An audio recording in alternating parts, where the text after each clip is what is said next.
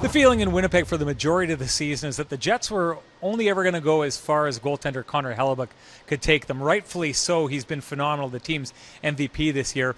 With such a long layoff, I think there's some hope around the league that maybe he won't be able to achieve the top of his game quick enough to be top of his game when the playoffs roll around in a couple of weeks. What are you seeing so far? Yeah, Sean, it was the great big question coming into the year, especially because Connor Hellebuyck didn't have a lot of ice available to him early on, but based on the words of Nate Beaulieu and the eyes of you and I from what we've seen in facing some 3-0s, he hasn't missed a beat whatsoever. Obviously, we don't know how that'll translate into game situations, but what we do know about Connor Hellebuyck, who will be among the Vezina Trophy finalists on Friday, is that he is incredibly strong mentally, so he was doing everything that he could off the ice to prepare for when he's back on the ice.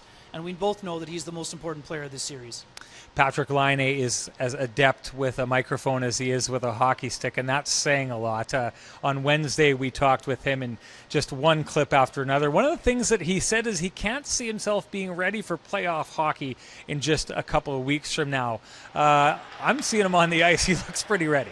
I'd like to disagree with Mr. Laine. We appreciate his candidness, but based on the hands that he's been showing of late, he's ready to go. This is a guy who loves the big stage. He's also ready to perform on that big stage. Obviously, he was steady when the Jets went to the conference final, but this is a guy who, although his numbers dipped a little bit, he had a great year. He's improved his overall game, and I think he wants to show the world in the playoffs when it matters the most.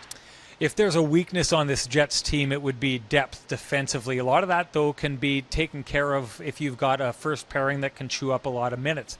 What do you see the top pairing of Dylan DeMelo and Josh Morrissey being able to do when it comes down to shutting down the other team's best? Yeah, DeMelo was just a great unheralded addition, Sean, and he really stabilized that top pairing.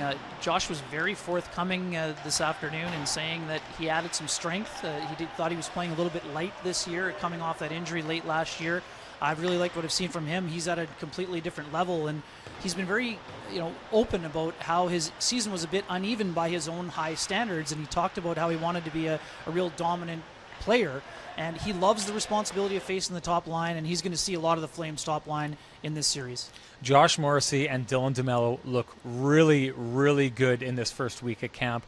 Head coach Paul Maurice has touched on it, and the interesting part about it is if you're another team and you're a top line and you're wondering how you're going to fare, well, the top line of Mark Scheifele, Blake Wheeler, and Kyle Connor, they've been giving that line fits all week long. So I think the Jets are positioned fairly well when it comes to that top D pairing.